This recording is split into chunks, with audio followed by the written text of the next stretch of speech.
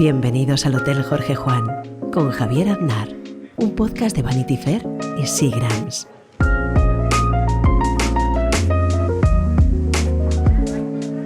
Hoy tenemos de invitado en el hotel a Diego Garrocho. ¿Cómo estás, Diego?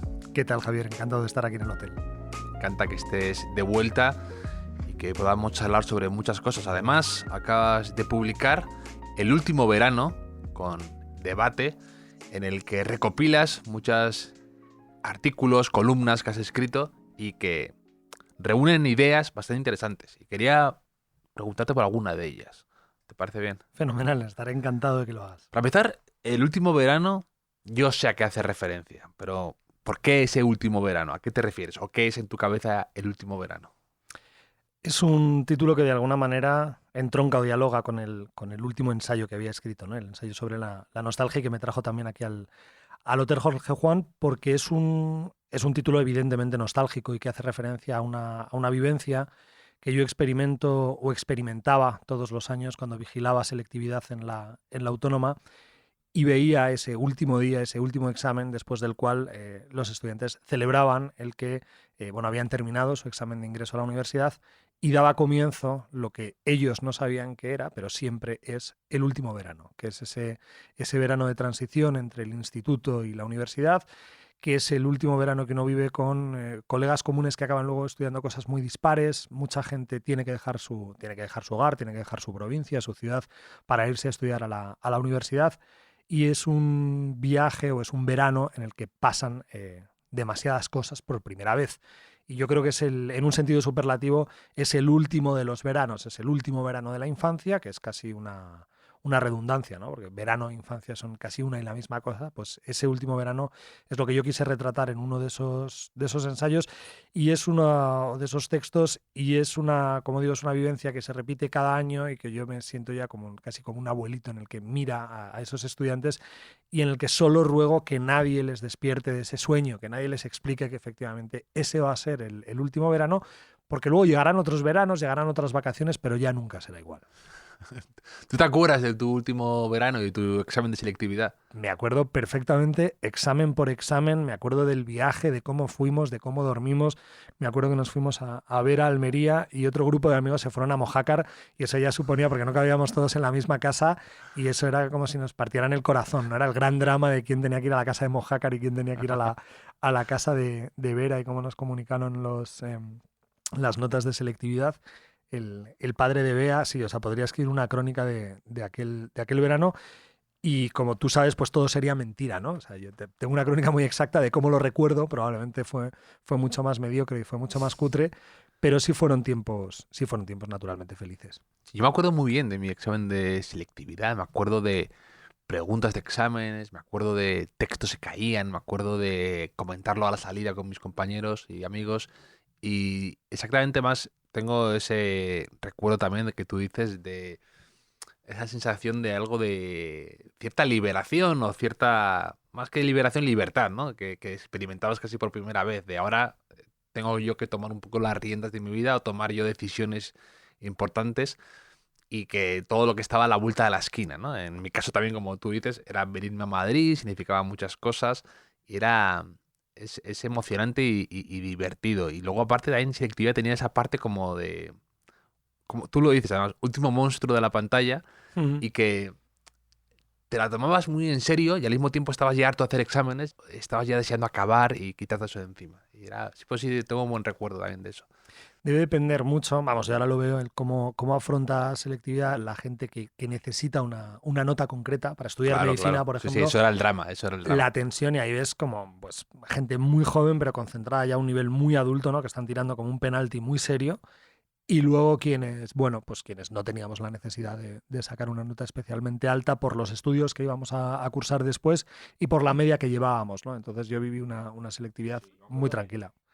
Y luego es un momento intelectualmente muy interesante, que esto se dice muy poco, y es el nivel razonablemente alto que tienen los chavales en disciplinas muy dispares, ¿no? Sí. Les ves haciendo un análisis morfosintáctico bastante complejo, de Te pronto... te hablan de San Agustín y de Kant. Exacto, luego dibujo técnico y entonces, que yo creo que esa es una de las maravillas, por eso yo siempre confío en que cuanto más duro sea el bachillerato, cuanto más podamos prolongar esa experiencia de exigencia, donde es el Estado el que se exige a sí mismo, el brindarle a los estudiantes instrumentos para poder salvar esa prueba, mejor reforma o mejor ley educativa tendremos. Pero es un momento de verdad muy fecundo y muy admirable, porque yo habría muchos exámenes de selectividad, o sea, desde luego dibujo técnico suspendería, matemáticas, incluso las de ciencias sociales suspendería, muchas asignaturas las suspendería. ¿No te presentarías a alguno? No me presentaría alguno y pienso a veces en el examen de filosofía qué nota sacaría, ¿no? Yo lo pienso también, la gente que tiene hijos, pues ya de 15, 14 años, que yo no me... O sea,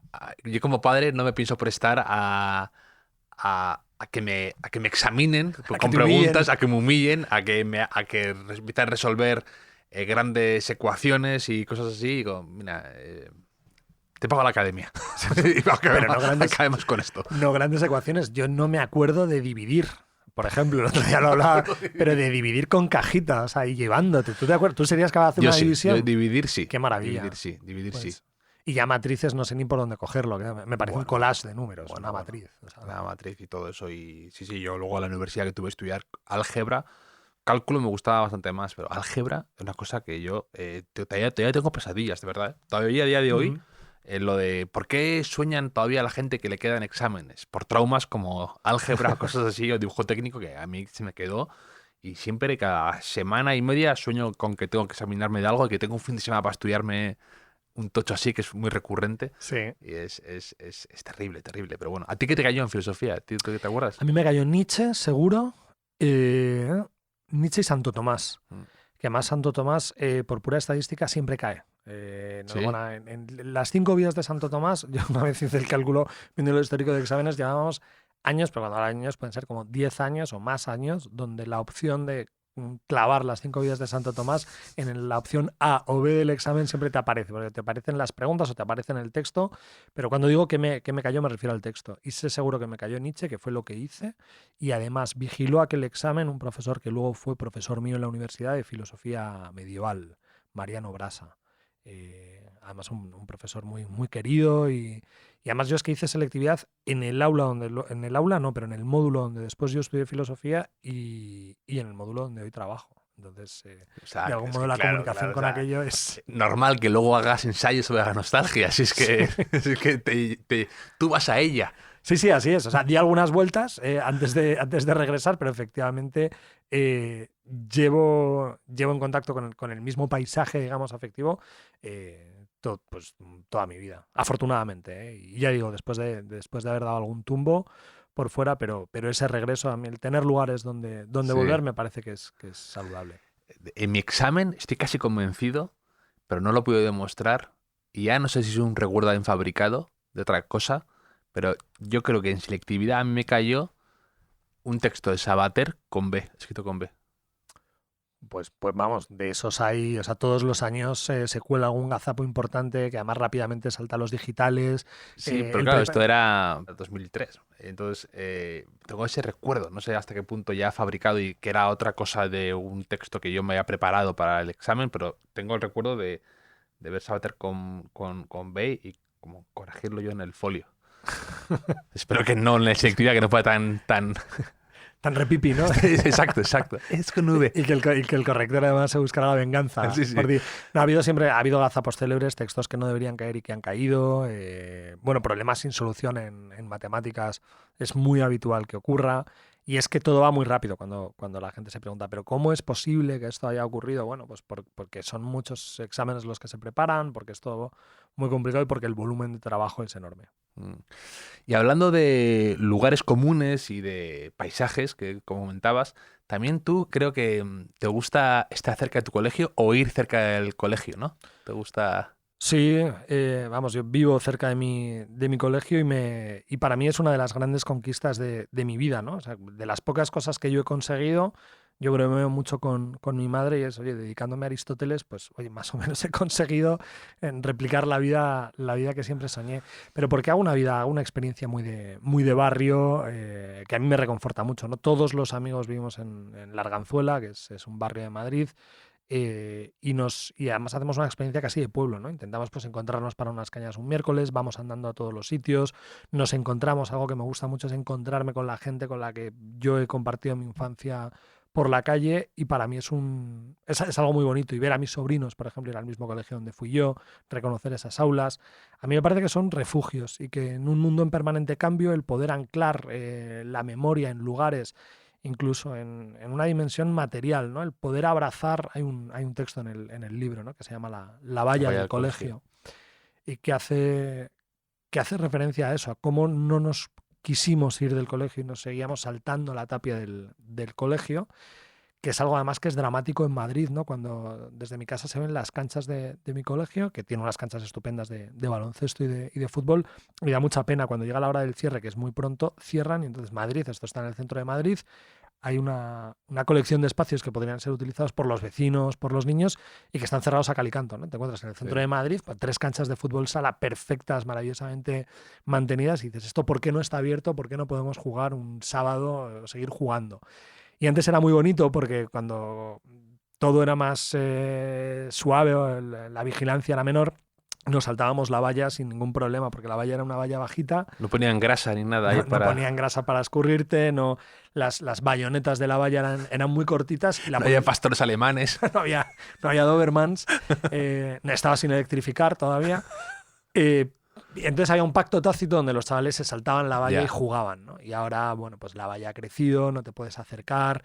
Yo alguna vez que intento acercarme al colegio me miran como efectivamente como un señor extravagante, que a mí me recuerda lo importante que es, no me quiero poner cursi ni intenso, pero los derechos de la infancia, el tener una infancia feliz es algo imprescindible. Y cuando hablo de estas cosas con gente que no la tuvo, te das cuenta del agujero que es una biografía y de lo grave que es que haya chavales, que haya personas que no tienen una infancia feliz o que no fueron felices en aquellos años, y reconstruir esa prioridad o el hacer posible, luego la vida vendrá como venga, pero efectivamente yo creo que hay unos años que deberían garantizarse el que todo ser humano tenga por lo menos una infancia feliz, ¿no? Y que estén a salvo de determinadas cosas, y es muy habitual, sin buscar grandes dramas, pero yo a veces hablo con los amigos y hablamos, oye, ¿volveríais a aquella? Y dicen, no, yo no volvería, sería horrible.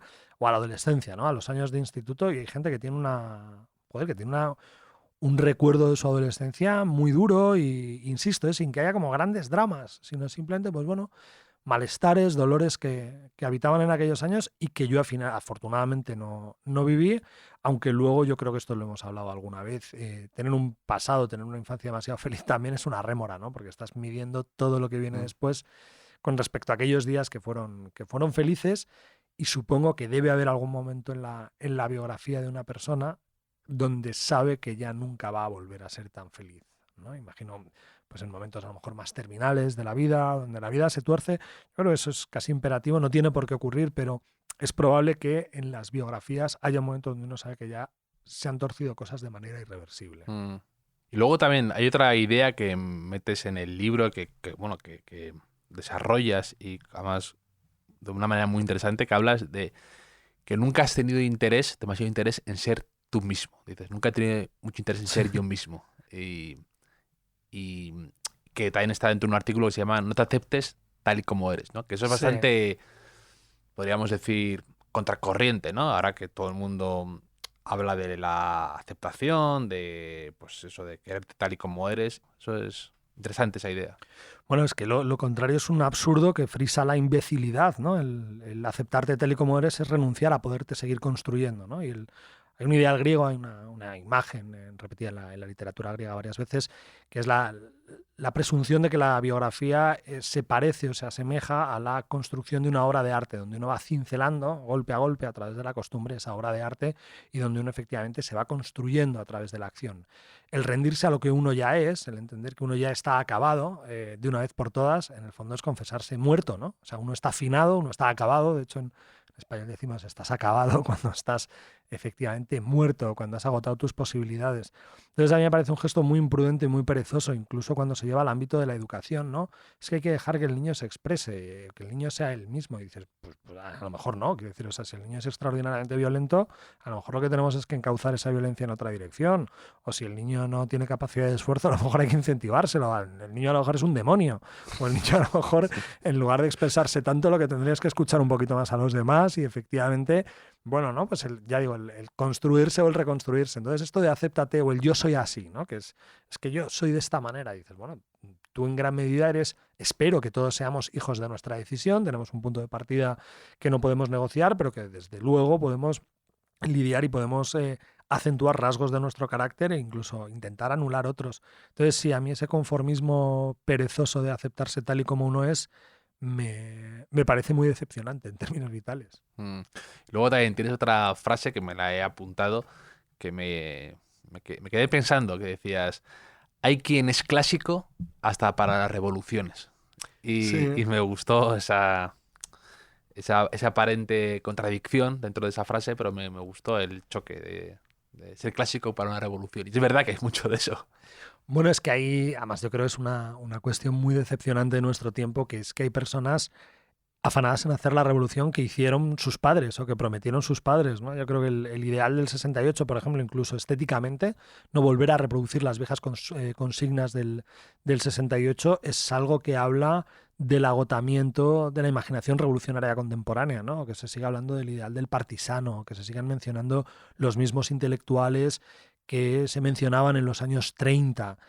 Demuestra que, bueno, pues que hemos agotado, que tenemos la pólvora imaginativa muy mojada, ¿no? Y que uno no puede llegar tarde, no sé si lo escribo aquí, pero creo que en otro sitio que hay dos sitios donde uno puede llegar tarde, que es a las revoluciones y a las fiestas, ¿no? Porque te quedas como una cara de tonto y cuando uno cree que está haciendo algo muy novedoso, muy revolucionario y se lleva haciendo mucho tiempo, te deja en una circunstancia muy ridícula. Es algo que pasa también mucho en las artes, pasa mucho en la literatura, por eso hay que leer mucho para escribir, porque si no uno se descubre haciendo una revolución que ya ha acontecido y uno cree que está brindando algo valioso cuando es algo que ya es de segunda mano. Y es muy ridículo, incluso en los gestos rupturistas, no ser el pionero, porque ser el segundo en algo ya no tiene ningún mérito, ¿no? Entonces, bueno, yo creo que eso sí que tenemos... el mundo contemporáneo tiene mucho, ¿no? De reedición, de revoluciones que no fueron o que fueron parcialmente, y a mí eso me parece aburridísimo. Y luego, por ejemplo, también en estos libros que recopilan textos y columnas, que yo compro muchos, la verdad, porque me interesa ver la personalidad del autor cuando las ves en conjunto y cuando saltas de una a otra y de repente ves hilos que de otra manera a lo mejor no te habrías dado cuenta, pero cuando las ves juntas ves ciertos temas que le interesan, ciertas conexiones. Y hay uno que me he fijado que a ti te gusta mucho y te interesa, que es un cierto amor e interés por las palabras en sí, qué significan, cómo las usamos, cómo las manipulamos, cómo las transformamos.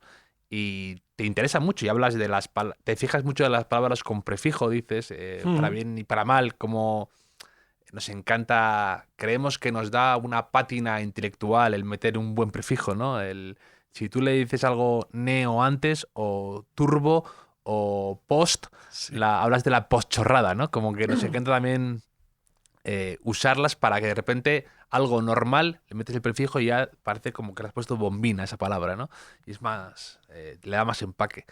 Y luego también, por ejemplo, hablas de alteridad, ¿no? De repente como una palabra que no se usaba o que estaba más desaparecida, de repente ahora está en todos los medios, ¿no? Incluso también hablas de salud mental, ¿no? También, que está muy presente. Y eso me gusta, cómo te interesan esas palabras tanto.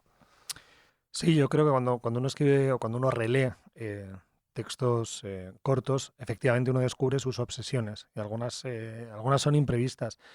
Y lo del amor por las palabras es cierto que me ha acompañado toda mi vida. Yo probablemente en origen lo que querría haber sido es filólogo y creo que ser filósofo se tiene que parecer también en algo, ¿no? a la filología porque nuestra materia prima sigue siendo la palabra y en ese uso casi religioso, y además yo creo que la tradición judio-cristiana, la concepción sacral de la palabra es algo que nos acompaña, que no existía tanto así en Grecia, y yo creo que es uno de los elementos que nuestra tradición mejor enriquece nuestra manera de relacionarnos con el lenguaje. Y la cuestión de los prejuicios, de los prefijos, también demuestra esa falta de imaginación que yo antes señalaba con respecto a las revoluciones, porque hay un valor, yo creo, en acuñar nuevas palabras, en imaginar nuevas palabras e inventarlas, ¿no? Y la función del poeta debería ser esa, ¿no? Ser vanguardista en el cuño de nuevos términos, pero el abuso de los prefijos tiene que ver con esa falta de imaginación, ¿no? Donde ya no somos capaces de alumbrar novedades, sino solo de matizar palabras que ya existen. Y efectivamente, todo lo llamamos post, neo, tardo. Y eso es aburridísimo. Porque además luego genera una inflación, o por ejemplo ahora, ¿no? El otro día yo no sé cuántas columnas leí la frase antipolítica, ¿no? Y entonces te encontrabas luego a políticos de verdad que tienen problemas sintácticos para expresarse, o sea, gente, digamos, con un nivel cultural altamente comprometido para expresarse en público, y les veías como haciendo esfuerzos por hablar de la antipolítica como si fuera algo verdaderamente sofisticado, cuando es un concepto bastante ridículo y bastante disputable. O sea, si uno se pone a hablar en serio de qué demonios puede significar esto de la antipolítica, pero es, vuelvo, ¿no?, a esa ridiculez donde parece que abrazamos términos que parecen novedosos, pero que en el fondo son la última servidumbre de las lenguas aglutinantes, que es el ir introduciendo afijos que nos permitan, bueno, aparentemente enriquecer el lenguaje, y creo que no lo hacemos. Y además vivimos, yo no sé en esto cuánta culpa pueden tener las redes sociales o la conversación pública tal y como la tenemos ahora, pero vivimos en unas oleadas de modas que son muy globales, ¿no? Yo creo que antes, pues yo qué sé, supongo que los discursos estarían más fragmentados o más atomizados y no había manera de viralizar tanto expresiones, ¿no? O sintagmas, ¿no? El poner las cosas en el centro. A mí es una cosa que me parece, o sea, me pone nervioso. Hay que poner en el centro y dices, pero bueno, o poner en valor, ¿no? Que dices, joder, pero ¿cómo hablábamos antes de decir que había que poner en valor no sé qué cosa o poner no sé qué chorrada en el centro? Entonces, yo creo que este es estoy convencido de que este es un fenómeno además lingüístico que se puede estudiar académicamente y que se puede analizar, y es el cómo ahora se viralizan sintagmas, expresiones y recursos lingüísticos a mucha más velocidad y con una virulencia mucho mayor que antes. Y en términos puramente conceptuales es muy aburrido, porque lo que generan es una servidumbre del pensamiento. O sea, en el momento en el que estás utilizando un concepto que ha aprendido, que ha hecho, que ha tenido un especial éxito, es muy probable que empieces a estar pensando de una manera poco autónoma y que efectivamente estés a rebufo de un canal o de un caudal de opinión. Debe ser interesante ver cómo van esas palabras circulando, moviéndose, porque imagino que alguien lo escucha en algún discurso, o lo ve en alguna columna o algo así, entonces se te iluminan los ojos y te voy a meter esta palabra en cuanto pueda. Entonces sí. Eso de repente tiene un efecto contagio inmediato. Entonces, sí, quiero saber el paciente cero de esas palabras, de esas expresiones. Hace poco vino también aquí Manuel Vidal de La Sotana y decía, que tenía mucha gracia, decía que yo no sé por qué de repente empiezo a usar palabras, expresiones muy pedantes, pero se me contagian. Y de repente decía, yo tuve una época que decía todo el día consideraciones adyacentes. Me hacía mucha gracia de repente empezar a meter esa palabra que casi la regurgitaba, ¿no? Como que me salía sin querer.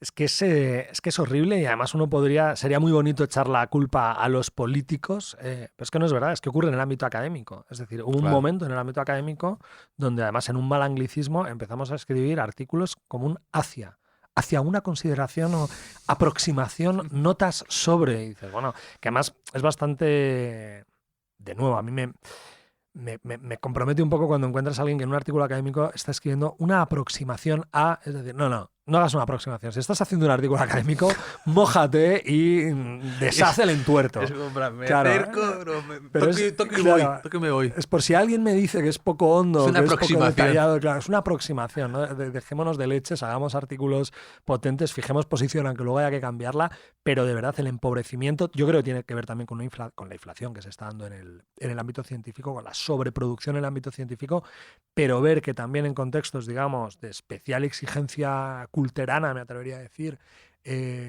ocurre esto, sí. es horrible.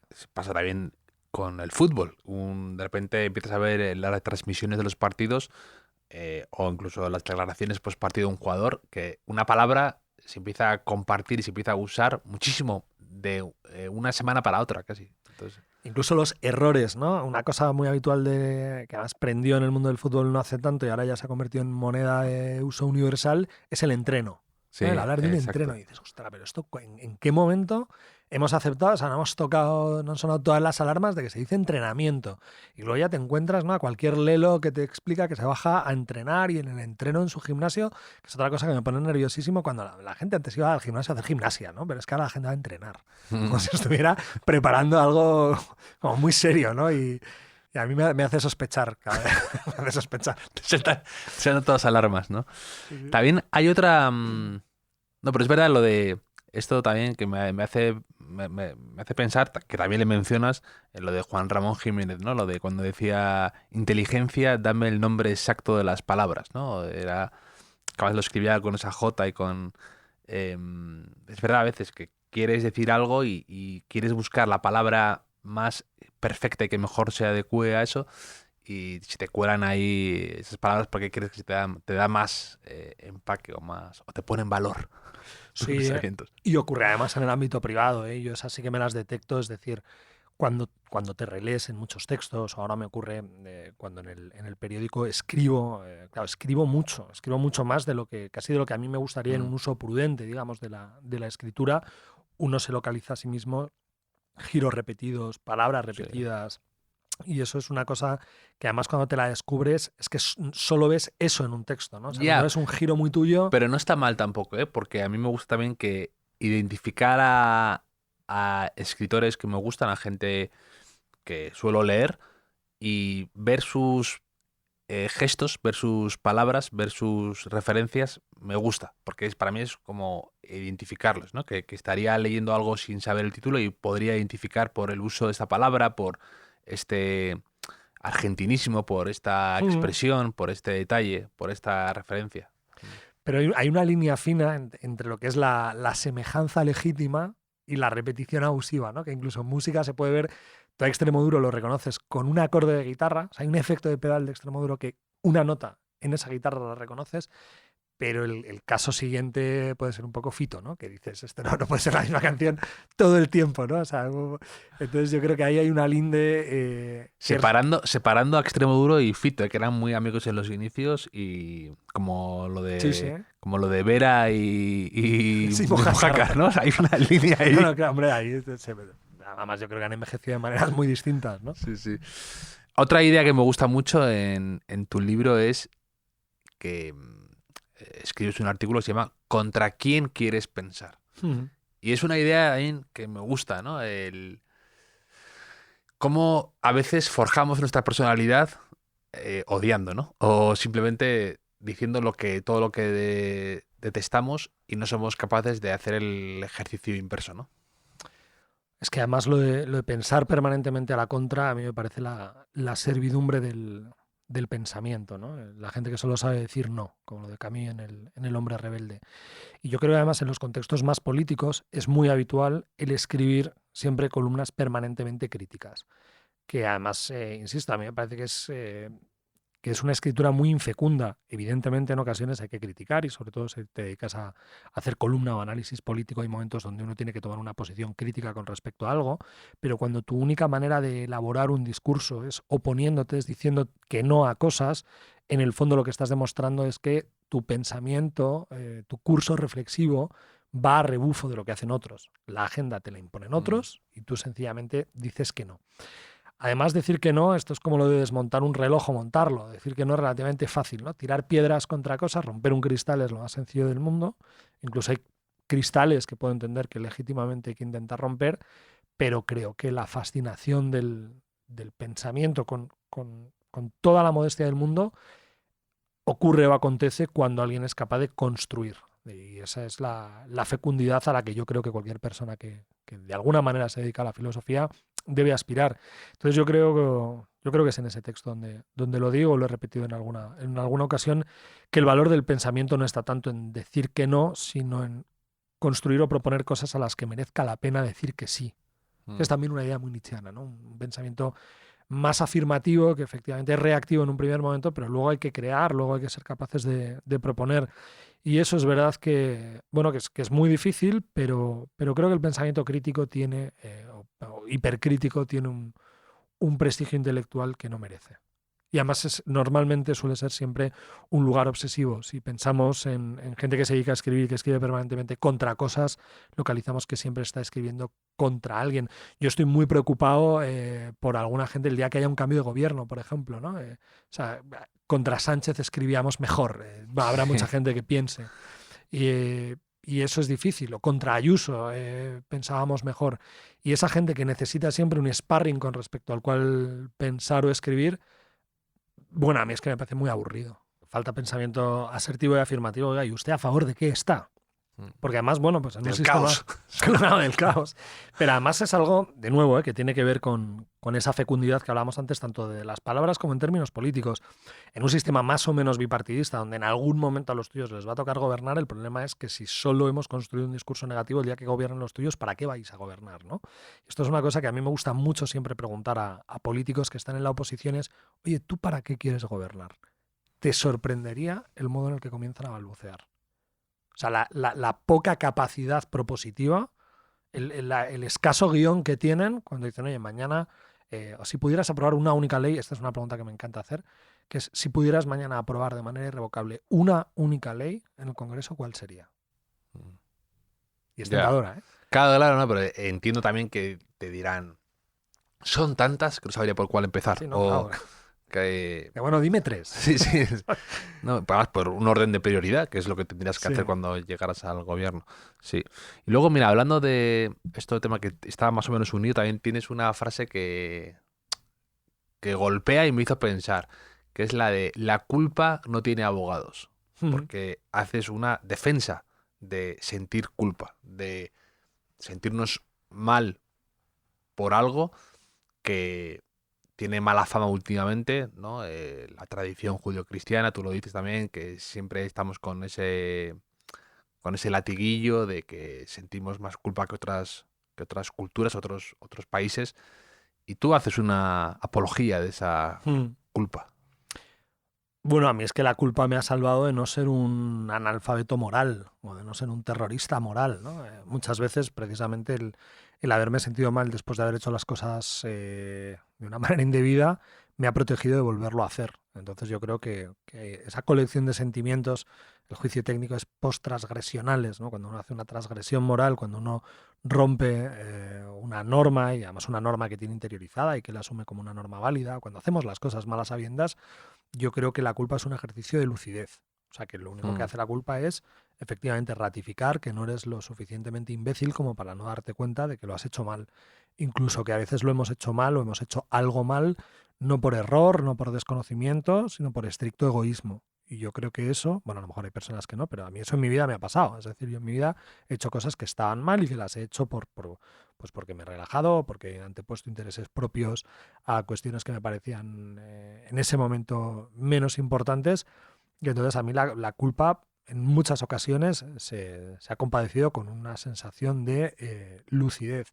Luego también es muy ridículo cuando la gente lo que sostiene es que eso tiene que ver con la tradición judio-cristiana, que la siguiente pregunta es, oye, ¿qué manejo de las fuentes judio-cristianas tienes tú y cuánto tiempo te has dedicado a hacer un análisis de moral comparada con otras tradiciones para poder decirlo de esta manera, ¿no?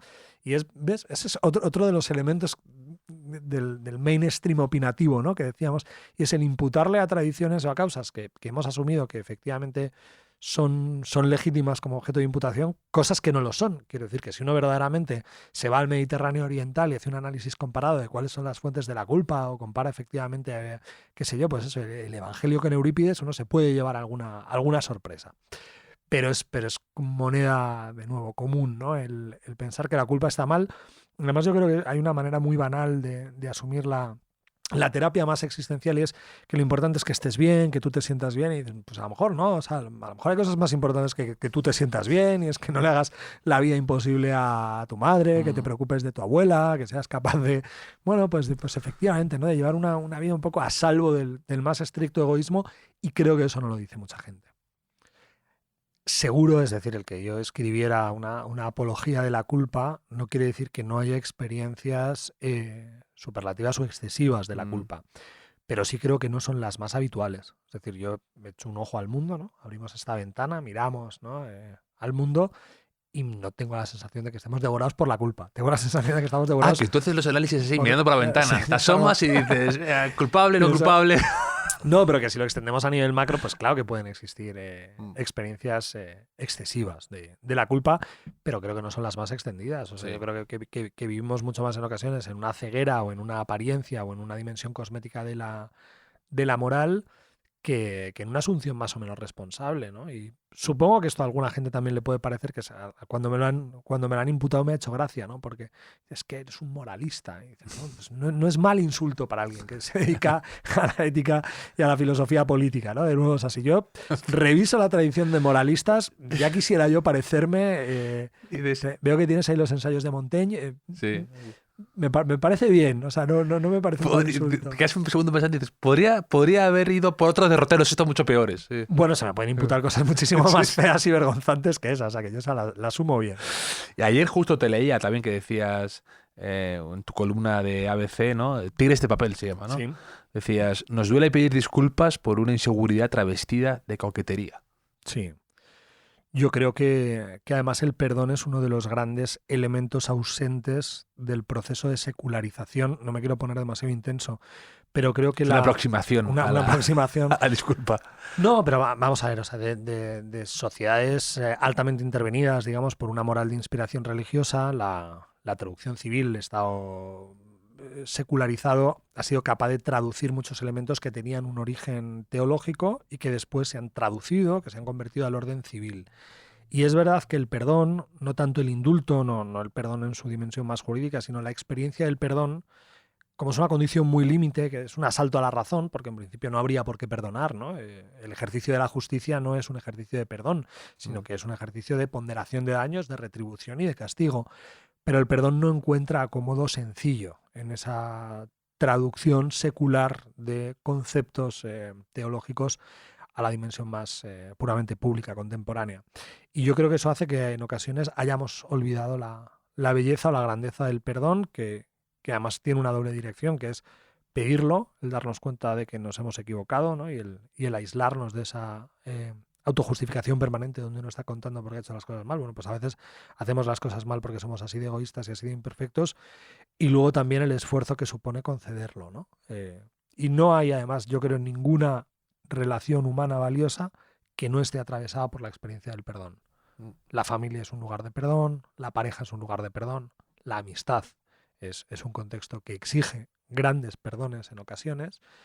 Y bueno, pues mientras hablamos de poner cosas en el centro, hablamos poco del perdón, ¿no? Entonces, por eso escribí el otro día, ¿no? sobre el perdón, porque me parecía que volver a darle un cierto foco y el interrogarnos por qué somos incapaces de perdonar, en un contexto además donde estamos en una impúdica exhibición de juicios morales y de acusaciones, me gustaría encontrarme con más experiencias de incluso de identificación con el error ajeno, ahora que todo el mundo señala lo que ha hecho mal fulanito, ¿no? Exacto. Twitter es el lugar, ¿no? De la delación pública, el decir, oye, pues ese defecto también es mío, ese defecto me duele porque también es mío, ¿no? Nietzsche decía que una vanidad solo duele a otra vanidad, y es verdad que cuando nos pone muy nervioso un defecto de alguien es porque probablemente se parece en algo a nosotros.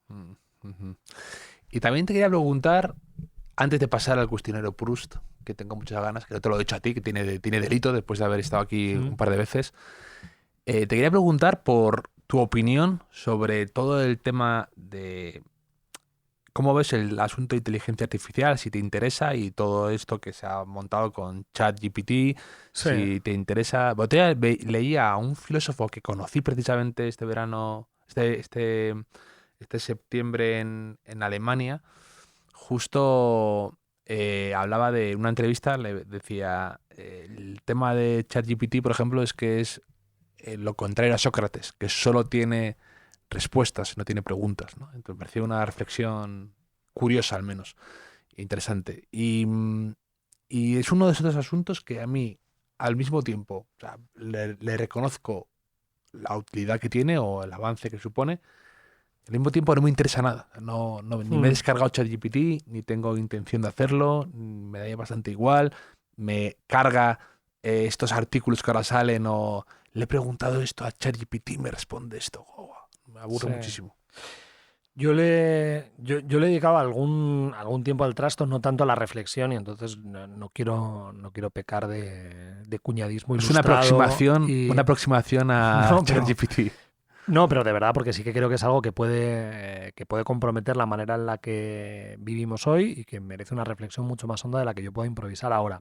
Yo me quedé tranquilo, yo lo que hice fue pedirle sonetos a ChatGPT y me parecieron bastante decepcionantes. Entonces dije, bueno, mientras haga sonetos así de mal, estaremos a salvo. Pero sí es claro, o sea, yo creo que hoy tampoco sorprende tanto o no sorprende mucho más de lo que nos sorprendió Alexa cuando empezó a escucharnos o de otros avances tecnológicos que no hace tanto hemos descubierto, pero sí es el anuncio de algo. O sea, lo que estamos empezando a ver es que hay una tecnología que es capaz de crecer a una velocidad mayor de la que quisiéramos y sobre todo de una manera perfectamente desordenada.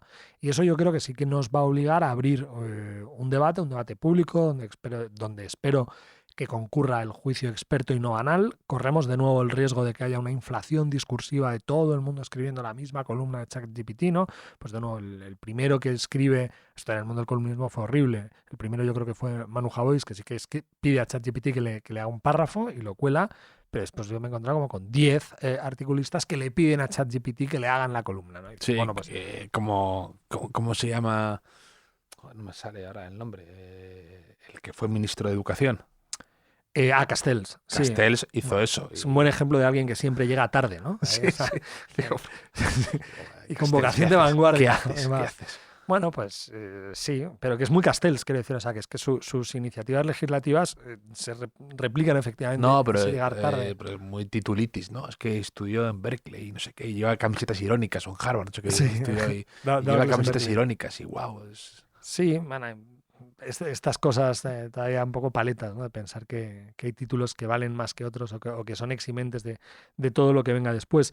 Pero entonces yo creo que ahí hay, desde luego, ahí hay un tema que va a ser enormemente complejo. Yo creo que en el ámbito del periodismo tenemos algunas preguntas que hacernos. Yo creo que puede acabar siendo una buena noticia porque va a acabar volviendo a exigir el que existan mediadores de verificación, es decir, que entendamos que hay fuentes que son fiables y otras que no son fiables, el que haya alguien que puede responder detrás de una información y no simplemente una máquina generando contenidos.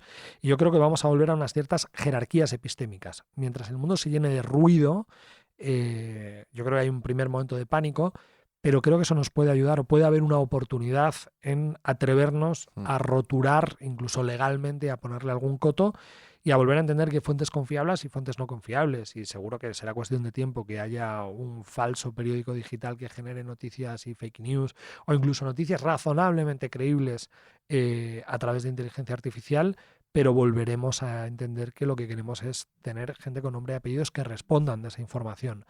Creo además... y esto es algo sobre lo que sí quiero escribir, que volverá a generar una frontera de clase. Es decir, los entornos digitales van a quedar para la gente pobre. Y ese tipo de recursos de consumir información chatarra va a quedar para la gente que no tiene recursos y va a ser el castigo que van a tener, mientras otras personas van a tener siempre acceso a una información de calidad, contrastable, donde haya un sujeto de carne y hueso, de la misma manera que en Horcher no te van a dar nunca un QR, te van a dar una carta y en alguna cadena de comida chatarra sí te van a pedir que tú con tu QR te descargues tu menú. Entonces yo creo que los entornos digitales van a volver a demarcar, digamos, una frontera de clase que desprotege mucho a aquellos que no tengan los recursos suficientes para procurarse una reconciliación con el mundo real, que es lo que está en juego. Al final filosofía va a ser la carrera con más puertas abiertas por el tema de todos estos nuevos avances que requieren una visión como la vuestra. Entonces, al final vais a acabar todos trabajando en Silicon Valley. Todos los filósofos y todos los que pensabais que no había salida, al final vais a tener todas las puertas abiertas. Si hay una oportunidad, sí creo que se ha exagerado en muchas ocasiones y yo creo que en eso también se ha sido desleal, digamos, desde el gremio cuando proponían todos los grandes gurús de Silicon Valley estudiaron filosofía. Eso vende mucho. Claro, no, pero que luego además son cargos excepcionales para los cuales no existe, digamos, una trayectoria ordinaria imaginable. Pero sí es verdad que nuestro trato con la tecnología y concretamente el ámbito de la ética sí que está y sí que va a generar unas nuevas demandas de ver cómo embridamos, pues ya digo, una tecnología que no sabemos a qué velocidad va a crecer ni en qué dirección. Y sí parece claro que nuestras precauciones morales deben ser directamente proporcionales al impacto o a la potencia del instrumento. Pues si te parece, doy paso al cuestionario Proust. Esto no hay inteligencia artificial que lo responda, Fenomenal. que salga. Con gran miedo. ¿Cuál es tu idea de felicidad perfecta? Me salen varias imágenes de felicidad perfecta y no son exactamente iguales. Pero por resumir, para mí la ausencia de estímulos ya me hace bastante feliz. Esta es la prueba de que yo, si a mí nadie me molesta, soy bastante feliz. Por eso una imagen de felicidad perfecta es caminar. A mí me gusta mucho caminar y me gusta mucho caminar en el campo, sin móvil, a ser posible sin contacto con ningún instrumento tecnológico, o sea, ni un reloj de pila, reloj mecánico siempre, y salir a caminar. Y entonces salir a caminar en una dehesa, por ejemplo, me puede hacer muy feliz. Si quiero ambicionar todavía algo más... Guiarte por las estrellas. Guiarme por las estrellas. No, pero esa ausencia de estímulo me reconcilia porque me devuelve lo que menos tengo, que es tiempo. Yo, además, odio trabajar. Lo odio con mis 5 sentidos. Esto es algo que hay gente que no se lo cree y realmente odio superlativamente trabajar. Entonces yo, si no trabajo, soy muy feliz. Me ha encantado cuando hablábamos de quedar para hablar hoy, me pusiste madrugar pero sin violencia. Sí. No, pero o sea, he estado trabajando por la mañana, y además trabajo mucho y es una de las cosas que hay gente que no se cree porque como ve que trabajo mucho, yo trabajo mucho porque soy hijo de mi disciplina. Pero para mí la felicidad perfecta es tener ese tiempo para perderlo, ese tiempo para caminar.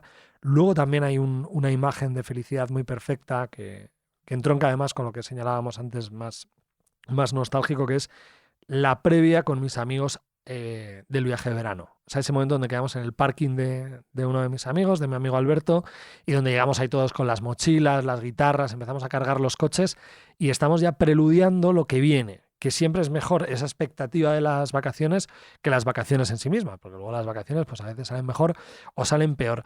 Pero ese momento previo que estamos además excitados como colegiales, ¿no? Sí, Donde pegándonos por la lista del Spotify, por ver con qué canción salimos, por ver cómo lo hacemos, ese es un momento muy eufórico. Pero ya digo que también me puede valer a veces un momento de suma quietud. O sea, una sombra de una encina y un buen libro me parece imbatible. Además no entiendo lo de la gente con estos viajes exóticos y demás, me parece una locura. Para mí es lo más contrario a... Porque no me gusta coger aviones, no me gusta tener una agenda, me gusta tener mucho tiempo por delante y nada que hacer.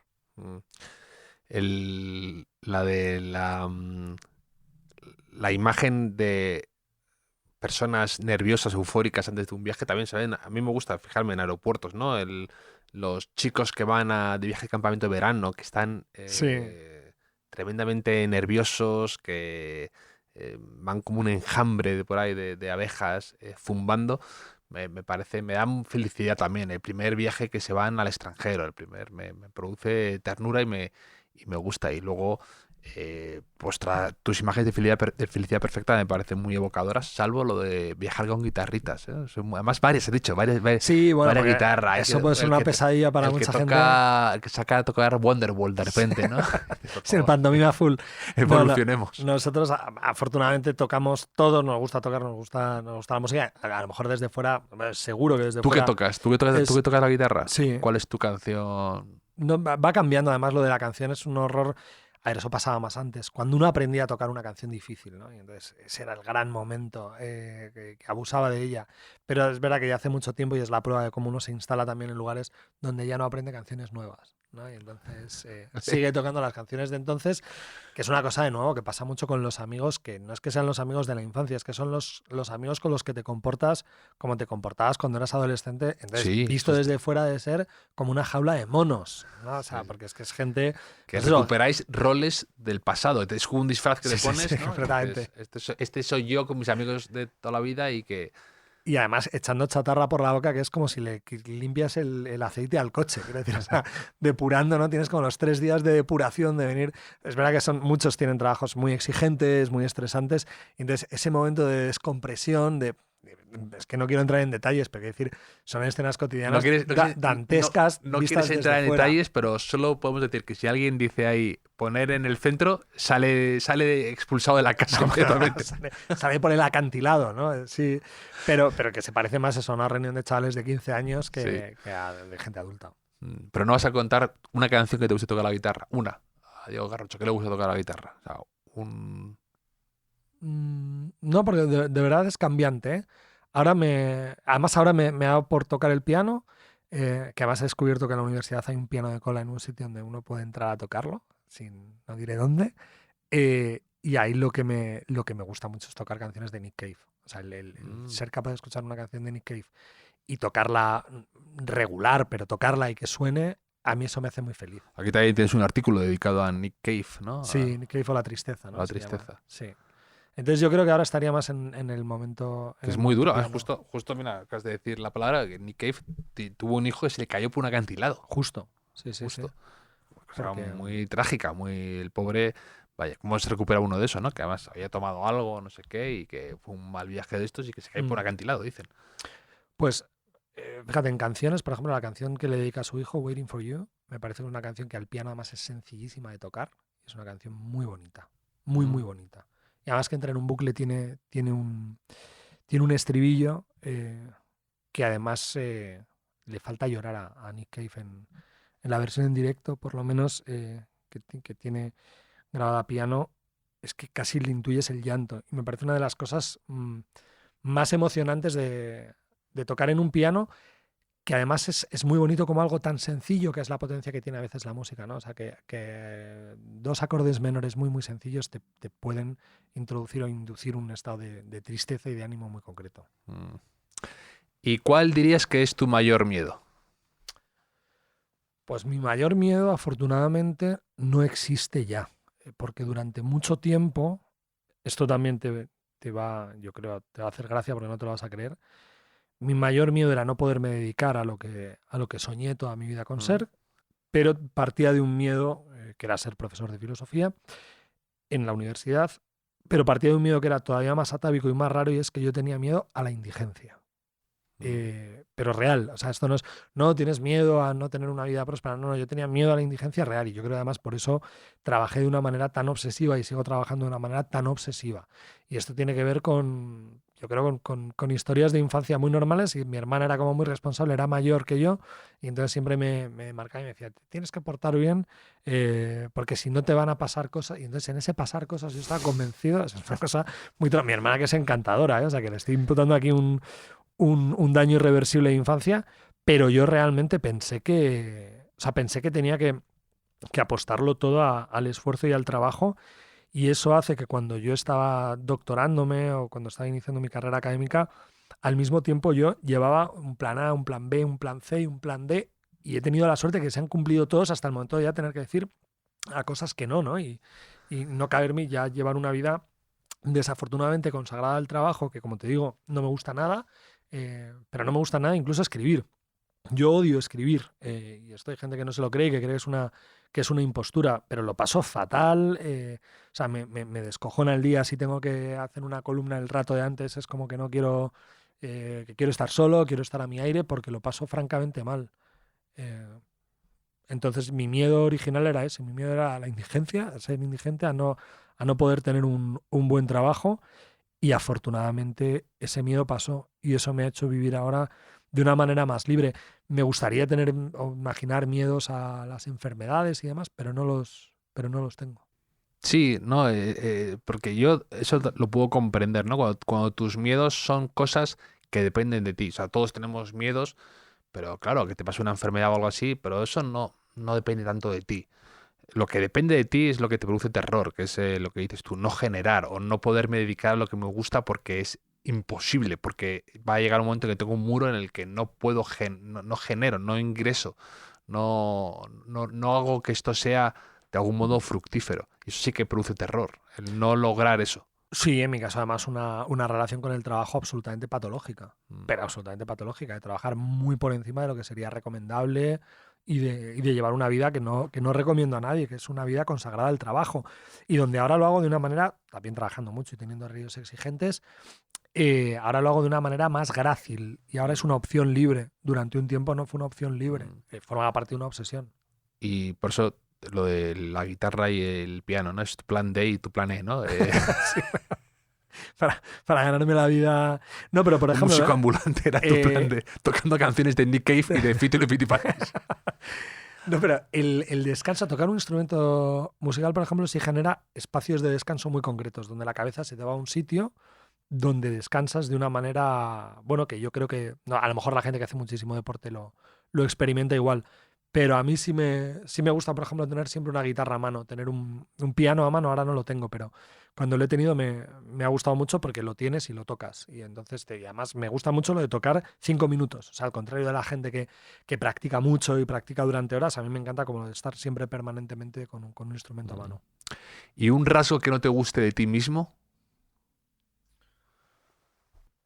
Pues probablemente esa condición paranoica y esa extraña relación con el miedo, que en muchas ocasiones me ha hecho sufrir demasiado por cosas que era imposible que ocurrieran y que creo que ha determinado en gran medida mi personalidad y que he intentado suplir también con una disciplina de valentía. Esto es una cosa muy rara y es el imponerte la valentía como una disciplina, el obligarte a hacer cosas que te dan miedo, el admirar. Yo creo que en gran medida mi admiración por la épica, por ejemplo, o incluso por la tauromaquia tiene que ver con eso. Tiene que ver con una exposición voluntaria al peligro donde uno sea capaz de dominar eso que le da miedo. Pero yo he sido muy infeliz o he tenido capítulos de infelicidad o escenas de infelicidad en mi vida que tenían que ver con cosas bastante ridículas que a mí me daban muchísimo miedo. Es verdad que luego de nuevo lo hipertrofias, o sea, cuando aprendes a relacionarte de esa manera con el miedo, bueno, pues generas, te inmunizas contra eso y tú generas además unas capacidades que te hacen minimizar esos riesgos o combatirlos, pero ahora he hecho la vista atrás y yo me doy cuenta de que lo he pasado mal. ¿Y un rasgo que no soportes en los demás? Pues a ver, supongo que los defectos que son propios, que eso es una cuestión muy habitual, es decir, yo tenía un compañero de trabajo que me decía, qué mal me cae fulanito, ¿en qué se parecerá a mí? ¿No? Yo creo que cuando uno localiza defectos propios en otros suele ser muy inclemente con ellos, pero sí hay un defecto que yo espero no tener o que yo creo que no reconozco en mí, pero que me genera sobre todo muchísima incomprensión, es la gente que es mezquina o miserable, me explico, la gente que se deja vender por un precio muy bajo. Yo entiendo, puedo asumir que alguien se deje corromper por 3 millones de euros. Lo puedo entender. Ahí está tu barrera, Ahí está. los 3 millones de euros. Los 3 millones de euros. Pero no puedo entender que alguien se corrompa por 2,5, ¿no?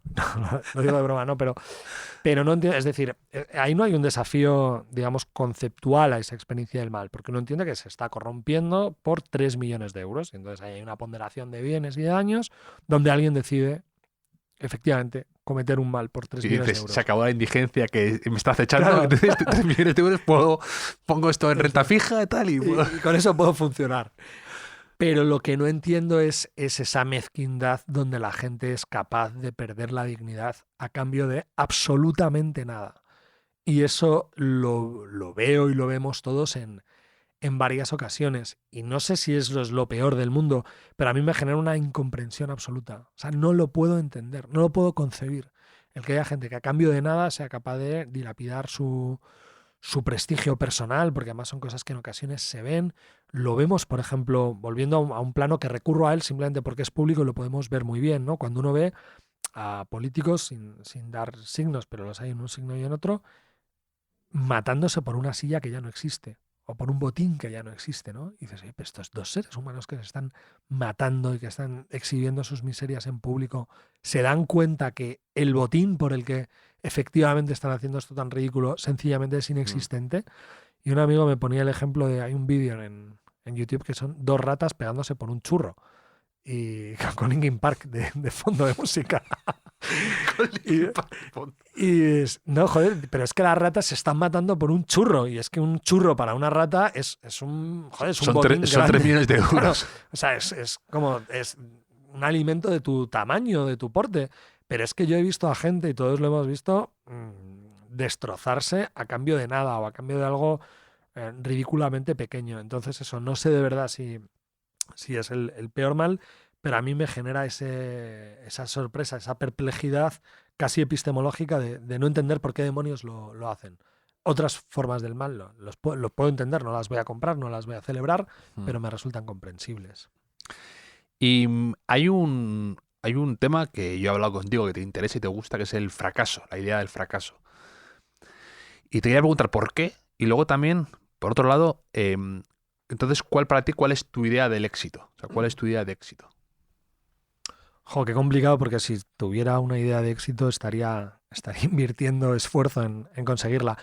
A ver, el fracaso me interesa porque forma parte de una colección de experiencias muy concretas en la vida de las personas, y es que es una experiencia no optativa. Es decir, nadie puede vivir una vida exenta de fracasos.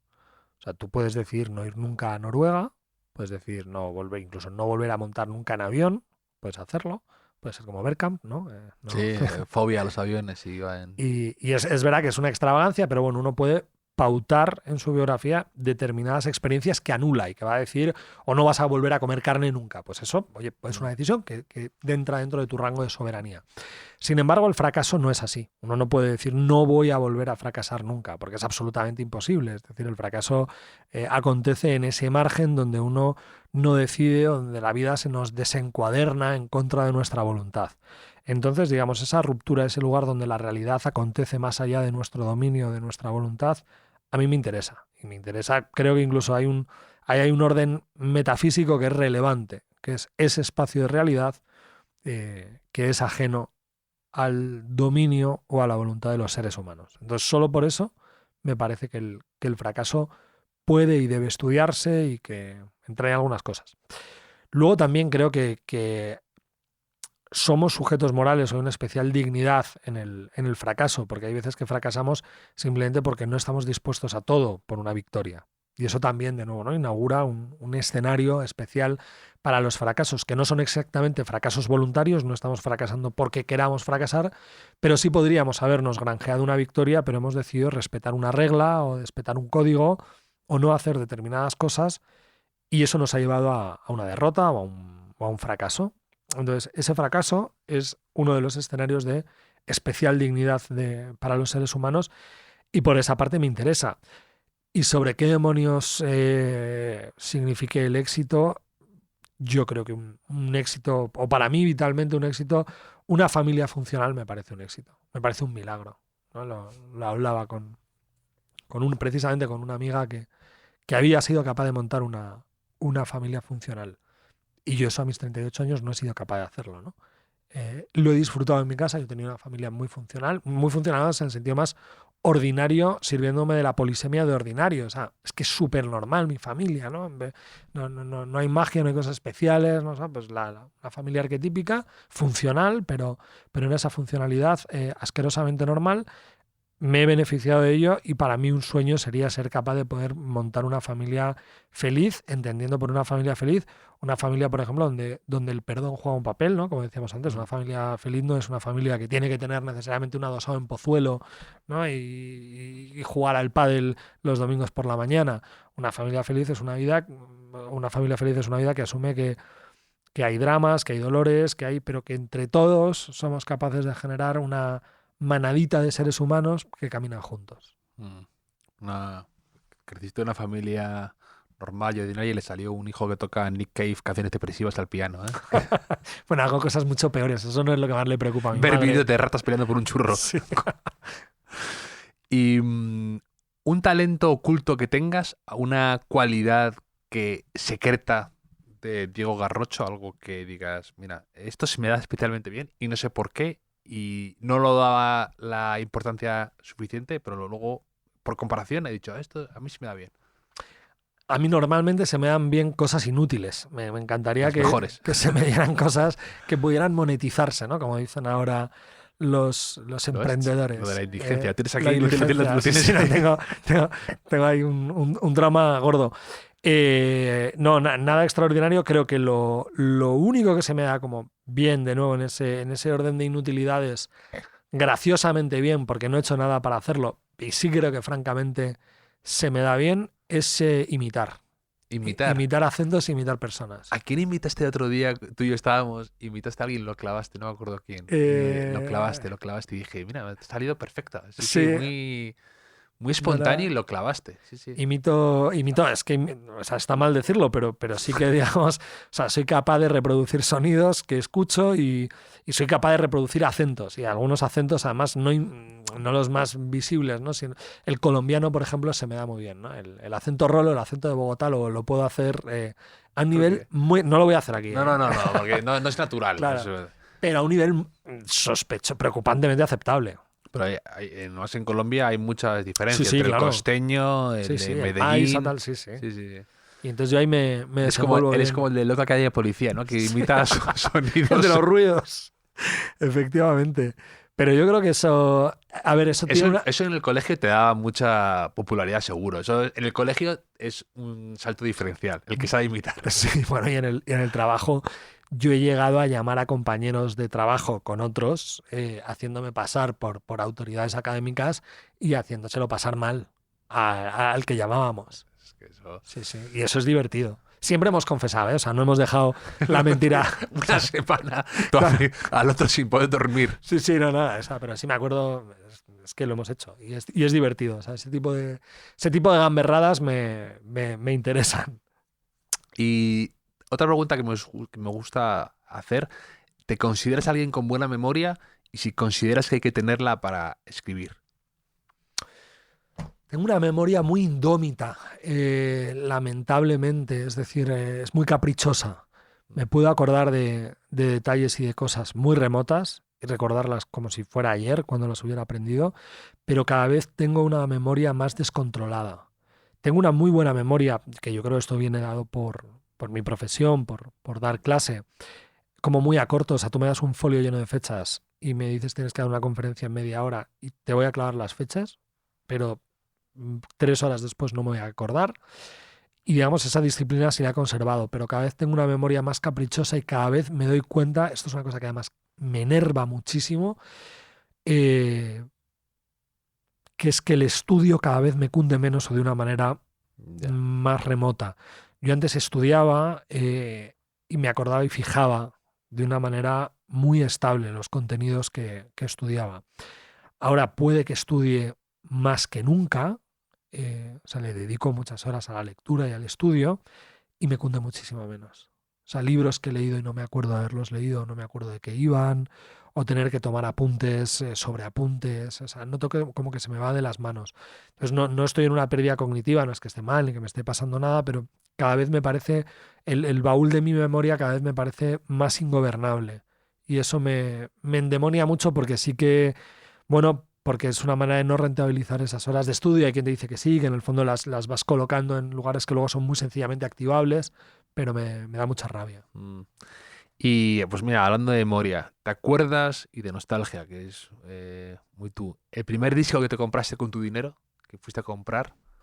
Sí, me da una vergüenza ahora horrorosa. Porque, bueno, a ver, tampoco está tan mal, pero me acuerdo perfectamente, y además me acuerdo de ir con mi amigo Juan Ángel a comprarlo a la FNAC de Callao, y era el primer disco de Javier Álvarez.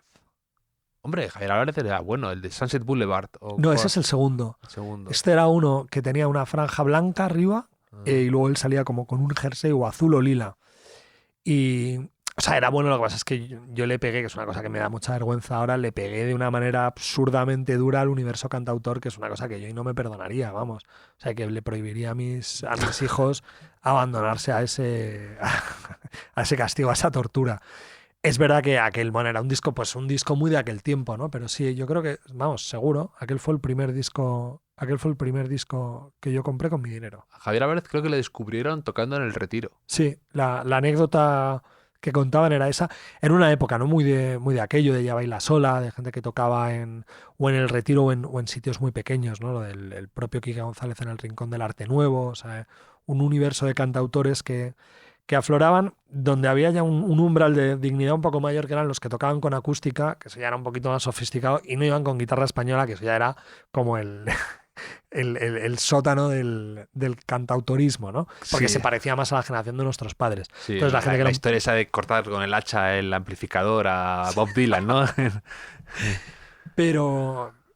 Pero sí, o sea, ese es un universo acústico al que creo que no, al que no volveré. Si no, por ejemplo, sí sigo escuchando mucho Kike González. Las canciones, pero de nuevo, las canciones antiguas. No, los últimos discos he sido incapaz de incorporarme. Y además está, por ejemplo, la discografía de Kike González es uno de los elementos de mucha disputa entre mis amigos y yo, ¿no? De cuándo se jodió el Perú, ¿no? Si es en la noche americana. La balita, Claro, de cuando sale Carlos Raya y deja de producirle los discos y deja de ser el guitarrista y demás. Además hicimos un uso muy, muy erudito de la música en tiempos. Que yo creo que ahora ya no manejo, ya no leo sobre música, o ya no le presto tantísima atención ni siquiera a las cosas nuevas que escucho, y quizá esa es una pérdida. O sea, antes sí que me gustaba bucear muy a fondo y estudiarme los discos. ¿Y qué más cantautores trabajaste? ¿Cuáles eran tus favoritos o los que más, aparte de Kike González? ¿Te gustaba Carlos Chauen, por ejemplo? Carlos Chauen me gustaba, que siempre tuvo mejores canciones que arreglistas, ¿no? O sea, yo creo que en Carlos Chauen había un problema de producción de disco, porque tenía buenas canciones. De hecho, cuando alguien tocaba, aquí González ha tocado canciones de Chauen, muy bonitas, pero sí es verdad que tenía como una atmósfera que sonaba un poco a disco de Ana Belén y Víctor Manuel todavía, ¿no? Pero es verdad que yo creo que Carlos Chauen tocaba muy bien la guitarra, por ejemplo. Él era buen instrumentista. Pero afortunadamente, ya digo, aquel universo lo abandonamos. Hombre, Extremo Duro, por ejemplo, antes hablábamos, era muy común, era muy transversal. El primer disco de Mayores, por ejemplo, yo me acuerdo que yo heredaba la música de mi hermana, ¿no? Y el primer disco de Mayores fue el Nevermind de Nirvana. Que además yo era un disco que yo no entendía, pero que sabía que me tenía que gustar. Ya. Y entonces ahí hay como un esfuerzo de alfabetización musical, donde dices, joder, esto es ruido, pero los mayores de mi instituto lo están escuchando y la gente lista de mi instituto lo está escuchando. Entonces yo me acuerdo de entrar al Nevermind por Polly, que es como la canción más suavita, ¿no? de ese disco, ¿no? Y entonces a partir de ahí empezaba a tirar. Luego Red Hot Chili Peppers también me interesaron mucho, y además, claro, tenía, iba a decir un guitarrista, pero ha tenido varios guitarristas Red Hot bastante buenos y que siempre me han interesado. John Frusciante. Sí, Navarro. O sea, ha pasado por etapas que a mí me han interesado, y además que me llevaban a Jimi Hendrix, o sea, que tenían como o sea, un recorrido muy fácilmente. Además, en nuestra época fue el disco de Californication, que fue un exitazo, ¿sabes? Sí, claro. El Blood Sugar Sex Magic, anterior, también está muy... A mí me parece un discazo. Incluso el One Hot Minute, que no pasa por ser un gran disco, yo le pego mucho a ese disco, y es un disco que me acompañó. Entonces ese fue el despegue, digamos, más hacia la música un poco más adulta, más eléctrica, y que lo disfruté mucho, y donde sigo. O sea, es muy habitual que llegue ahí. Y luego ya casi un giro más clásico todavía, ¿no? Pues Tom Petty, por ejemplo, el día que descubrí Tom Petty, de nuevo, si te interesa tocar la guitarra, ahí descubres un universo que es acojonante, ¿no? Donde, bueno, pues casi me quedaba a vivir. Ryan Adams, que además hay una conexión muy, muy limpia entre... De hecho, claro, yo escucho que Kike González, de pronto descubres a Ryan Adams y te das cuenta de cómo le copia, ¿no? O sea, la cantidad de canciones que se han montado de Kike González sobre acordes que son de Ryan Adams. Incluso de Tom Petty, por ejemplo, si escuchas Free Falling y escuchas Se nos iba la vida de Kike González, son estructuras armónicas muy parecidas, ¿no? Y... ¿Conociste también a Paco Bello, por ejemplo, otro cantautor? Paco Bello nunca me encantó. Ya era drogadura. Esa era muy drogadura, me acuerdo. Es cantautor de manual. Era muy de manual, y le gustaba mucho a un tipo que me daba mucha pereza. Y además que se ligaba a las chicas que a mí me gustaban. Y entonces eso me encabronaba muchísimo más. Sí. Pero Cancelado Paco Bello. Cancelado Paco Bello. Pobre, o sea, no sé ni si sigue haciendo música ahora, pero es verdad que ya, ¿sabes? Ni Pedro Guerra, o sea, ya ese siguiente escalón no lo trabajé. Ya, eso es ya cantautor, ¿eh? Sí, yo creo que Ismael Serrano sí lo trabajé, tengo que confesar, y está ahí, ¿eh? O sea, hoy alguien me podría hacer mucho daño, o sea, estarlo confesando públicamente es un suicidio que me puede costar mucho. Pero bueno, oye, todos hemos pasado por ahí. Hombre, es que aquel disco, el de Papá Cuéntame Otra Vez, ¿no? Con la de... Era algo azul, ¿no? Atrapados en azul. Atrapados en azul. Sí. Y...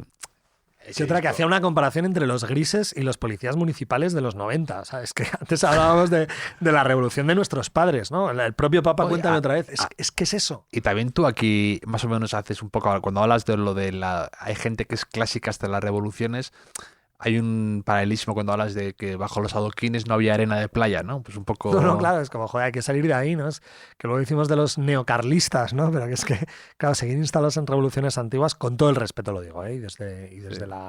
la broma y la complicidad que dan el paso de los años. Pero sí es verdad que de aquello me siento un pelín lejos. Y por ejemplo, también siguiendo un poco nuestro, el primer concierto en el que estuviste, ¿te acuerdas? Jo, claro que me acuerdo. Y además me acuerdo que me explotó la cabeza. El primer concierto al que fui fue al concierto de Dover, con el Devil Came to Me.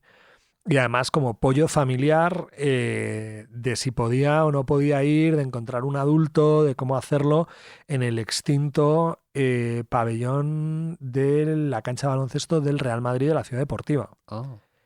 Y Y ahí fuiste a ver a las hermanas Llanos. ahí fui a ver a las hermanas Llanos y es que me pareció una cosa... Es que a mí Dover me parece un gran grupo, ¿eh? O sea, yo creo que antes de perderse y ponerse a experimentar, cosa que también me parece bien, ¿eh? O sea, Sí, yo creo que faltarle el respeto a la ortodoxia musical estuvo bien, pero a mí Dover me parece que... Joder, es que si comparamos lo que era el panorama musical español y que de pronto apareciera Dover, vamos a ver los discos que salían en aquella época en España, tenía un meritazo y luego tenían mucha pegada, mucha personalidad en el escenario. O sea, yo hoy me puedo poner el Devil Came to Me perfectamente en el coche.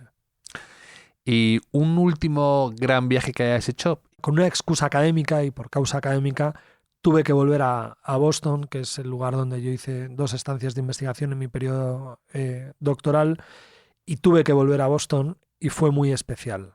Además tuve que volver muy graciosamente, en 2 meses tuve que ir 2 veces y volver, digamos, a reencontrarme con aquello.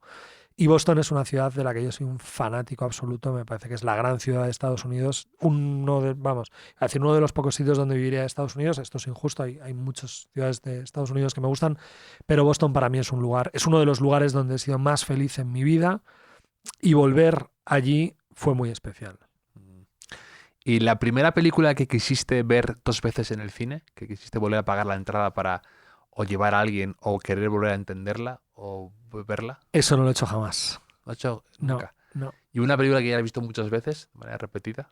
Probablemente, de nuevo, ahí o películas muy de infancia, que esas sí que las vi, porque además en mi época pues estaban las cintas que estaban en casa, ¿no? Y entonces tú consumías, además, así de estas de medio adultos que graban tus padres, pero tú te acabas metiendo. Yo Gris, he podido ver Gris, no sé, pero 500 veces. Esa es una...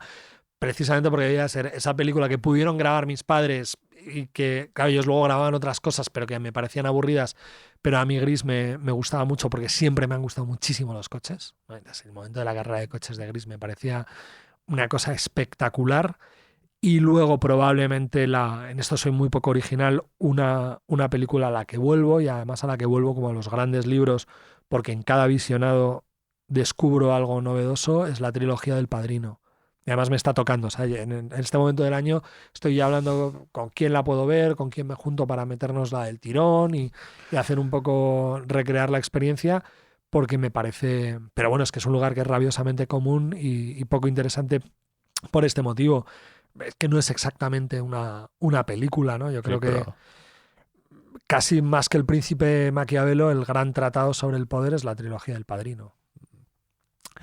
Y una palabra que digas o escribas demasiado, antes de las que hablabas, que te detectas y que últimamente opaca el resto del texto de tu intervención, que digas, esto últimamente lo digo mucho, se me ha pegado. A ver, es muy ridículo, pero la palabra que yo me tengo que quitar casi siempre de las columnas, y que además a cualquier persona que quiera criticarme podrá utilizarla para subrayar mi condición totalitaria, es la palabra siempre. Siempre. Siempre es una palabra que tiendo a meter en casi todas las columnas y que por disciplina me tengo que quitar. Siempre hay un momento, fíjate, ¿no? La voy a meter donde la puedo colar. Entonces, esa Claro. pulsión por lo eterno, si quieres, aparece, y insisto que es una palabra muy, muy común, de Bueno, uso a mí, muy a mí frecuente. también me ocurre en las columnas, ¿eh? Que además es algo como muy categórico y que no responde Mm. necesariamente a la realidad, que es algo que te hace poder teorizar o poder establecer una verdad absoluta si metes la palabra siempre, ¿no? Como algo que es repetido. Sí, pues yo creo que esa es la que más me tengo prohibida. Luego me preocupa mucho, vamos, me preocupa porque no lo habría dicho nunca, desde luego de manera consciente, que el autor que yo creo que más cito es Nietzsche. Mm. Aquí lo Y, has citado una vez y, o dos. y de manera consciente jamás me habría confesado como un nietzscheano. Y luego sí que hay, y lo localizo y se ve de una manera evidente, son referencias bíblicas muy comunes. Bíblicas. Sí. Mm. Y no, y además en textos que en principio no lo piden o que no tienen, pero es verdad que hay algo, hay una obsesión que es visible, confesable y no esquivable, ¿no? Tampoco tiene por qué serlo, ¿no? O sea, Sí, la gracia es cuando uno la detecta. sí, Es decir, claro, que claro. si uno decide, y uno a veces tiene sus obsesiones conscientes que lleva a los textos porque decide llevarlos. Pero lo bonito también a veces es el detectar que hay, bueno, pues Mm, que hay cosas que aparecen sin que uno se dé mm. cuenta. Una posesión preciada que tengas que sobreviva a las mudanzas. Em, Quizá, pues mira, más lo llevo aquí. Este reloj, que no es un reloj que está bien, pero no es un Es reloj bonito, es bonito. supersónico de la gente que se gasta millonadas en reloj, un Omega Genève antiguo. Es quizá además cuando me he mudado es lo que me llevo antes de, o sea, si tengo que llevar trastos, no lo meto en la mudanza común, sino que me lo llevo a casa de mi madre para que esté a salvo. Bueno, está la documentación curricular, esto es importante en cualquier académico, todos los certificados de todas las tonterías que hacemos, porque ahí está como tu vida, pero luego probablemente los relojes me encantan, no tengo una colección, no tendría dinero para tener una enorme colección de relojes, ni una grandísima colección de relojes. No hace falta, en los relojes mecánicos uno puede comprar relojes antiguos a precios muy asequibles, desde 50 a 60 euros hay relojes que tienen una historia que contar o que tienen una historia que contar y luego relojes por 150 euros que realmente si te interesan tienes ahí un mundo en el que navegar. Entonces el mundo de los relojes, luego los libros antiguos le he cogido también algún cariño, las guitarras también, son también porque ya me llevan acompañando mucho tiempo, pero no soy demasiado fetichista con los objetos, quizá porque mi casa se quemó cuando yo tenía 18 años. Ah, tu casa se quemó, sí, te he leído Mi, alguna vez de eso. mi casa se quemó del todo, además. Entonces lo perdí todo. La casa de tus La padres. casa de mis padres. Y no te dieron la opción de que siempre dicen, ¿no? ¿Qué ¿Qué salvarías? Ahí salvarías? no tuviste opción. Pues lo que salvé fueron los apuntes. Antes hablaba, ¿no?, de las credenciales curriculares. Lo que salvé fueron los apuntes porque estaba estudiando y entonces yo salí de allí como Fray Guillermo de Baskerville en El nombre de la rosa con los apuntes y la casa en llamas, porque en ese momento, no, pues yo creo que por un loop psicológico extraño, lo que pensaba era el examen que tenía que hacer, pero no salvar nada, ¿no? Y ahí te das cuenta de que lo único valioso son las fotos, de verdad. Lo único valioso son las fotos. Siguiente paso, los libros. Yo ahora tengo muchos libros, por ejemplo, entonces sí tengo cariño por los libros, pero cumple una función liberadora.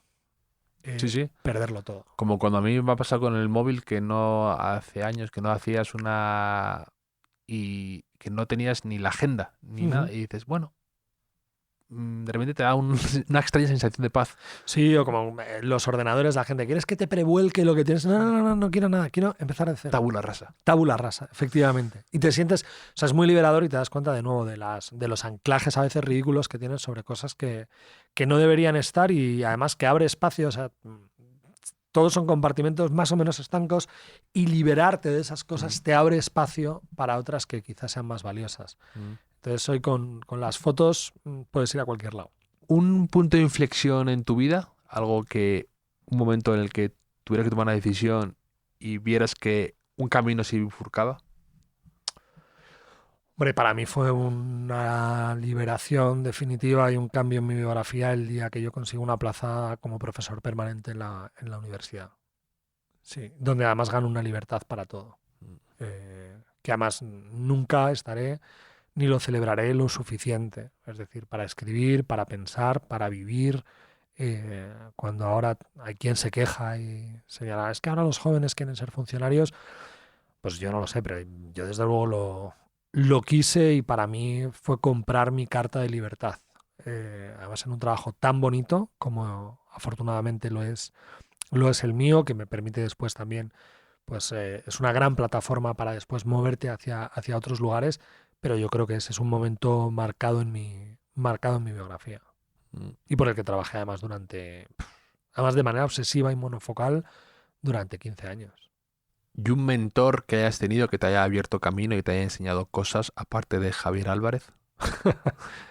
Bueno, muchos y algunos mentores desde luego discretos. Yo leo mucho, por ejemplo, hay un profesor de economía, curiosamente, Diego Cano Soler, que para mí ha sido un ejemplo vital, porque ha sido un ejemplo en su labor universitaria, pero lo ha sido también en su labor como padre de familia, o sea, una persona de las que te abre su casa y te pone a cortar patatas con sus hijos, siendo compañeros de trabajo, y del que yo en muchas ocasiones me he hecho la pregunta de qué haría Diego Cano en esta circunstancia, ¿no? Entonces, para mí es un ejemplo y nunca le estaré lo suficientemente bien agradecido, y además es de esta gente que luego es extraordinariamente generosa contigo.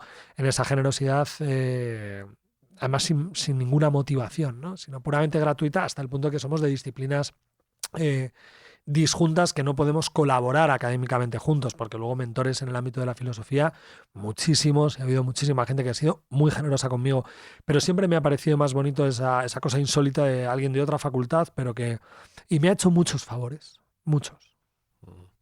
¿Y un lema que tengas presente en tu vida o que te guste repetir o que podrías poner en tu despacho? Una frase, algo que te guste repetirte. Pues de nuevo, para ponerme también intenso, pero antes hablábamos de referencias bíblicas. Una de las cosas que a mí más me llaman la atención del cristianismo es que es una religión donde la valentía es imperativa. El no tengáis miedo, ese mensaje a mí me parece fascinante. Es decir, que el no temer no es una opción, el no temer es obligatorio, forma parte de un imperativo. Un imperativo muy dulce, un imperativo que no es una obligación forzosa, pero me parece muy liberadora. Entonces, ese vivir sin miedo, ese no tengáis miedo, y además declinado en ese plural, me parece muy reconciliador y muy bello. Diego, me lo he pasado fenomenal, como siempre que nos juntamos. El último verano está en todas las librerías, que tiene una portada además muy bonita, con una palmera. Y que animo a la gente que se acerque. Además, me recuerda mucho, yo desde mi casa en Santander veo esto, que en la portada, una palmera agitada un poco por el viento y generalmente por la lluvia. Qué bueno. Y es como también un paisaje que tengo en mi cabeza desde pequeño. Entonces me ha gustado mucho esta lección. Así que la gente se acerque al último verano y que nos cuente el suyo también por aquí, que será interesante y divertido. Muchas gracias, Javier.